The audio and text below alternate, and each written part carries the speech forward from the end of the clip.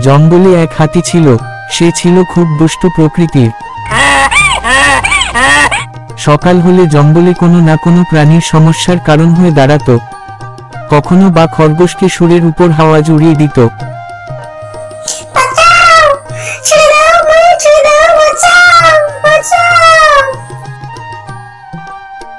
আবার কখনো বা সে ঝিল থেকে জল তুলে ঘুমন্ত প্রাণীদের উপর ছিটিয়ে দিত। এইভাবে সে জঙ্গলের সমস্ত পশুদের উপর অত্যাচার করতে থাকে।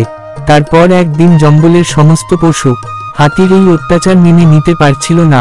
তখন জঙ্গলের সমস্ত পশুরা দল বেঁধে বনের রাজা সিংহের কাছে যায় এবং সিংহের কাছে তারা দুষ্টু হাতির বিরুদ্ধে নালিশ করে। কি ব্যাপার, তোমরা ঠিক মনে করে এখানে এলে? আর বলবেন না মহারাজ, সমস্যা করে তো আপনার কাছে এসেছি। কিসের সমস্যা? দুষ্টু হাতির অত্যাচারে আমরা থাকতে পারছি না মহারাজ, আপনি কিছু করুন। ঠিক আছে, দেখছি এবার। হাতির সাথে একবার কথা বলা দরকার আছে। তারপর জঙ্গলের সমস্ত পশুদের কথা শুনে একদিন সিংহ হাতির সঙ্গে দেখা করার জন্য যেতে থাকে।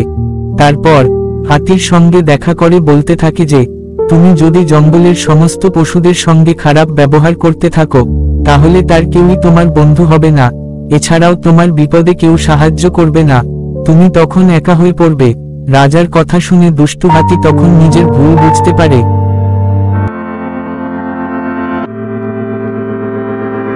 সকাল হলে দুষ্টু হাতি জঙ্গলের সমস্ত পশুদের কাছে যায় এবং তাদের কাছে ক্ষমা চায় এবং তারপর হাতি বলতে থাকে সে কখনো তাদের সঙ্গে কোনো খারাপ ব্যবহার করবে না এবং ভালো বন্ধু হয়ে তাদের সঙ্গে থাকবে।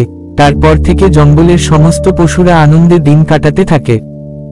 তারপর একদিন হাতি ঘুরতে ঘুরতে দেখতে পায় যে তার দুইজন বানর বন্ধু গাছ থেকে কলা নেওয়ার জন্য চেষ্টা করছে। তখন হাতি বানর বন্ধুদের সাহায্য করে, তারপর সেখান থেকে চলে যায়। এইভাবে তাদের বন্ধুত্ব গভীর হতে থাকে।